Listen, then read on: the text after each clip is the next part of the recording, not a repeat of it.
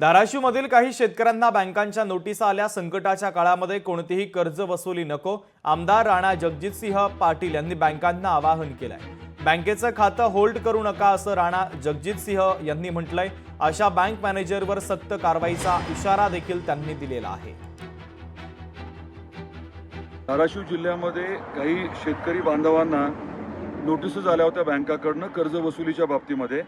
तर याविषयी मला आवर्जून सांगायचं आहे की गेल्या आठवड्यातच कलेक्टर LDM यांच्याबरोबर चर्चा झाली, त्यांना सूचना दिल्या होत्या आणि त्यांनी व्हिडिओ कॉन्फरन्सिंगद्वारे सर्व बँकेच्या मॅनेजर्सना स्पष्टपणे आदेशित केलेलं आहे की आता वसुली कुठल्याही प्रकारची करायची नाही।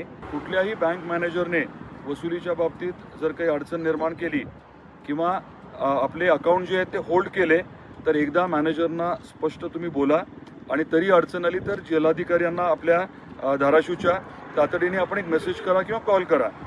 अशा मॅनेजरवरती सक्त कारवाई केली जाणार आहे। एकाच जिल्ह्यामध्ये अशा प्रकारे नोटीसच्या संदर्भात त्या ठिकाणी आणि त्या नोटिसेस जुन्या आहेत, त्या नोटिसेसचं आमच्या निदर्शनास आलंय। तिथे बँकांना सांगितलंय, सगळीकडे बँकांना अतिशय स्पष्ट निर्देश दिलेले आहेत, कुठेही वसुली आम्ही करू देणार नाही। बँकांना योग्य ती समज सरकारने द्यावी, नाहीतर मनसेला आपल्या पद्धतीत द्यायला लागेल।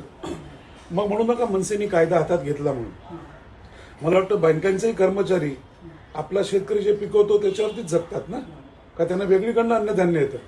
त्यामुळे थोडी त्यांना शरम जर असेल तर त्यांनी तातडीने हे जे काही कर्जवसुलीचे तगादे आहेत हे तातडीने थांबवले पाहिजेत, कळलं का?